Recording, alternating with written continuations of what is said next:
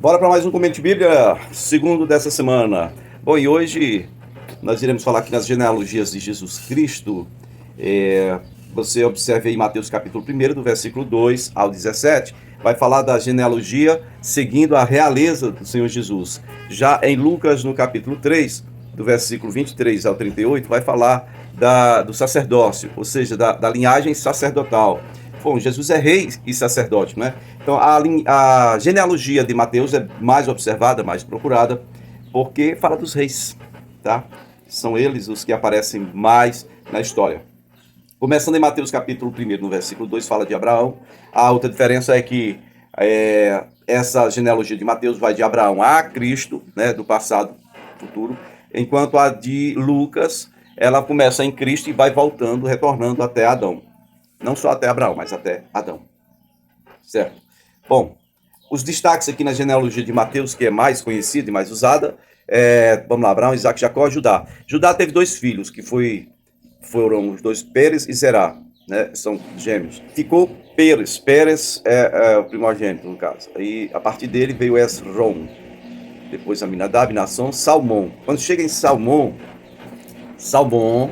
ele gerou Boaz, que foi aquele que casou-se com Raabe e gerou Obed. Raabe é aquela antiga meretriz, né, prostituta, lá de Jericó. Boaz casou-se com Raabe e gerou Obed. E esse Obed vai e casou-se com Ruth, a Moabita, né? E aí Obed gerou Jessé, que gerou Davi. Pronto, Davi, Salomão. Aí, outra coisa que a gente deve observar.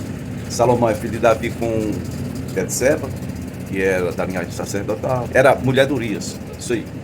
Então Salomão vai e casa-se com a Amonita, que gera o Roboão, e daí em diante você vê que o negócio começa errado. Não tem como terminar direito se não houver uma intervenção do Senhor. A partir de Roboão, então, o reino se divide. E aí vai falando de toda aquela linhagem que a gente falou nos vídeos aí. Abias, Asa, Josafá, quem não lembra de Josafá, né? Jorão, Uzias. O profeta Isaías fala, no ano que morreu o rei Uzias, tive uma visão, o Senhor estava no templo, as abas suas vestes cobriram. Uzias gerou Jotão, depois veio Acás, Ezequias, aquele que teve 15 anos a mais, aí gerou Manassés, né, que foi quem matou o próprio profeta Isaías. Aí Manassés gerou Amon, Josias. O Josias é o que está em destaque, porque dos grandes reis, ele foi um dos grandes reis, Josias. E aí na linhagem de Mateus, se você observar no versículo 11 aí, diz que Jeconias e seus irmãos foram gerados por Josias, e no exílio na Babilônia, Jeconias gerou Salatiel, e Salatiel gerou Babel, foi aquele que cortou o cativeiro do povo. Bom, tem uma lacuna que precisa ser preenchida aqui. Jeconias, filho de Josias, tá? Josias então morreu. Quando ele morreu lutando contra o rei do Egito, em Megido. E aí o filho dele, o Jeoacás, ele reinou 3 meses e foi levado para o Egito. O rei do Egito, o faraó, ele deixou em seu lugar o Eliaquim, que ele mudou o nome do cara de Eliaquim para Jeoiaquim, tá? E esse Jeoiaquim foi aquele que resistiu veementemente às profecias do Jeremias, na época que prenderam Jeremias, fizeram todas aquelas atrocidades contra o profeta. E então o Senhor levantou um outro profeta que professou as mesmas coisas que Jeremias, porém esse profeta foi morto, né, com o aval do rei. Foi morto, foi jogado fora como um jumento. Não houve nem velório para ele. Tá? Então, Nabucodonosor, quando veio da Babilônia, levou esse Joiaquim, que era o Eliaquim, levou com ele, mas no meio do caminho o cara não chegou na Babilônia. E o filho dele, Joaquim, é quem ficou lá reinando, né, Joaquim, certo? E só 3 meses e 10 dias. Aí ele se rendeu a Nabucodonosor, aí Nabucodonosor levou Joaquim para lá, ficou mantendo, dando comida e uma pensão para ele, e ele ficou na Babilônia. Esse Joaquim, então, é o Jeconias. Por que a gente sabe disso? Porque quando ele levou Joaquim para a Babilônia, Joaquim era bem jovem ainda, e aí o Nabucodonosor deixou no lugar dele o tio dele, né, o irmão do pai dele, no caso, o pai, que foi o Zedequias, tá? O Zedequias ficou no lugar dele, depois se rebelou, aí teve toda aquela história, ele foi derrotado, ele viu seus filhos serem assassinados, depois vazaram os olhos dele, levaram ele para a Babilônia, onde morreu certo, e sem filhos. Então, a linhagem segue a partir de Joaquim, que é esse tal Jeconias, tá bom? Ele gerou o Salatiel e gerou Zorobabel. Zorobabel é o que retornou para Jerusalém, tá bom? Quando você chega lá na história de José, José é da tribo real, da tribo de Cristo, né? Judá, inclusive nasceu na mesma cidade de Davi, Belém, e Maria é da linhagem sacerdotal. Como é que a gente sabe disso? É muito simples. Você for olhar a história, daqui a pouco a gente vai ver a história do nascimento de João Batista, aí diz, a primeira coisa que diz sobre os pais de João Batista é que ambos eram da linhagem direta de Arão. Não era só da tribo de Levi, mas da linhagem direta do sumo sacerdote. O Arão foi o primeiro sumo sacerdote. Ok? Mateus 1, verso 17, termina dizendo que assim, ao todo, houve 14 gerações de Abraão a Davi, 14 de Davi até o exílio da Babilônia e 14 do exílio até chegarmos a Jesus Cristo. Ok? No capítulo 3 de Lucas, antes de começar a genealogia dos sacerdotes, que eu não vou ler, mas você pode ficar à vontade para ler, do versículo 23 ao 38, só o versículo 23 diz: Jesus tinha cerca de 30 anos de idade quando começou o seu ministério. E ele era como se pensava, filho de José. Como se pensava, porque todo filho precisa de um pai. E aí é isso, José era aparentemente o pai dele. Isso é o ano 27. O ano 27 a.C. O que acontece é que o César Augusto se torna imperador de Roma. Bom, ano 27 a.C. até o ano 14 a.C. Ok? Bom, o anúncio, então, do nascimento de João Batista está em Lucas, no capítulo 1, no versículo 5. E o nascimento de João Batista está ali por volta do dia 10 de outubro. 10 de outubro. Durante o quê? Festa dos Tabernáculos. Certo? Jesus nasce na Páscoa, 1 de abril, e o João Batista nasce em outubro do ano anterior, na Festa dos Tabernáculos. Tá bom? Outubro, novembro, dezembro, janeiro, fevereiro, março, abril, Jesus nasceu. Tá ok? Vamos lá, Lucas capítulo 1, versículo 5, diz que no tempo de Herodes, rei da Judéia, se você quiser saber mais sobre Herodes, olha o vídeo anterior, você vai ver. Havia um sacerdote chamado Zacarias, que pertencia ao grupo sacerdotal de Abias, e Isabel, sua mulher, também era descendente de Arão. Então, ambos eram justos aos olhos de Deus e obedecendo de modo irrepreensível a todos os mandamentos e preceitos do Senhor.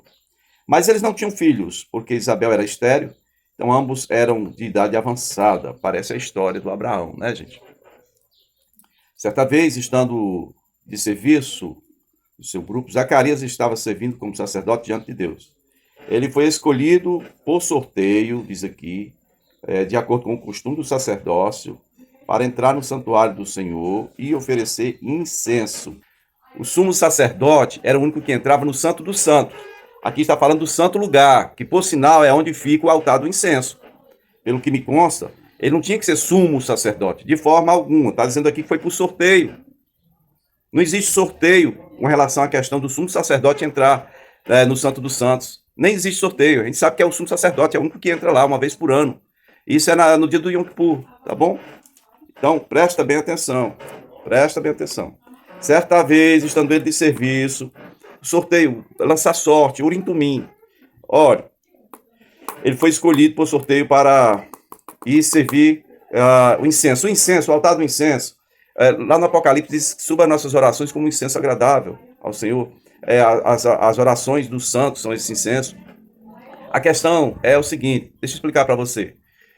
Lá fora, no altar do sacrifício, eles faziam o sacrifício de um animal para a oferta pacífica. Do fogo do altar, do fogo onde estava sendo oferecido a parte do animal, que era para holocausto, era só para o Senhor, daquele fogo eram tiradas brasas. Essas brasas eram levadas para dentro do santo lugar. aquele lugarzinho onde se o sacerdote entrasse sem lavar a mão e os pés, ele morria, tá? Ele entrava na companhia de 2 sacerdotes iniciantes ou mais jovens. Um ia levando o fogo do altar lá de fora, o outro ia levando uma pazinha de incenso. Então, um deles tirava o carvão, colocava brasa viva e ficava, atiçava aquela brasa viva. O outro ia despejando, colocando o incenso nas mãos do sacerdote. E o sacerdote que estava de serviço ia orando ao Senhor. Depois ele saía para abençoar o pessoal que tinha oferecido o sacrifício lá fora. Isso era comum, isso tinha todo dia lá. Todo dia lá. Não tem nada a ver com o Santo dos Santos, não. Versículo 10. Chegada a hora de oferecer incenso, o povo lá fora, o povo que tinha oferecido, né? O sacrifício estava lá, orando, lá de fora. Então um anjo do Senhor, um anjo não é um anjo do Senhor apareceu a Zacarias, à direita do altar de incenso. Então estava à esquerda dele, porque ele estava de frente para o altar de incenso. E aí quando Zacarias viu o anjo, perturbou-se, foi dominado pelo medo. Mas não tem um que não tenha medo, né? Eu acho que no caso de Maria, tadinha, o anjo teve que segurar logo pelo braço, dizer: minha filha, não corre não tenha medo não, que eu não venho fazer mal não, eu venho da parte de Deus. Tá aqui, ele foi tomado de medo. E aí o anjo disse: não tenha medo, sua oração foi ouvida, Isabel, sua mulher, lhe dará um filho. O que eu percebo aqui? Sua oração foi ouvida, então ele estava orando, pedindo um filho? Tem mais, você vai dar a ele o nome de João, não tem nada a ver com Zacarias. Ele será motivo de prazer e de alegria para você e muitos se alegrarão por causa do seu nascimento. Ele será grande aos olhos do Senhor, ele nunca tomará vinho, nem bebida fermentada, nem vinho nem cerveja. Será cheio do Espírito Santo desde o seu nascimento, ou antes do seu nascimento. Fará retornar muitos dentre o povo de Israel ao Senhor, o seu Deus, e irá diante do Senhor, no Espírito e no poder de Elias, para fazer voltar o coração dos pais aos filhos e os desobedientes à sabedoria dos justos, para deixar um povo preparado para o Senhor. Ok? Então Zacarias perguntou ao anjo: como posso ter certeza disso? Eu sou velho, minha mulher é de idade avançada. O anjo respondeu: sou Gabriel. Olha, o anjo vai e fala a identidade dele. Eu sou Gabriel, é o mesmo que vai aparecer para Maria. Tá? Então, eu estou sempre na presença de Deus. Eu fui enviado para transmitir as boas novas a você. Agora você ficará mudo. Você não creu, né? Então você vai ficar mudo. Não poderá falar até o dia em que isso aconteceu, ou seja, até o dia que o menino nascer. Porque você não acreditou em minhas palavras, que se cumprirão a seu tempo, no tempo oportuno. Né? Versículo 27.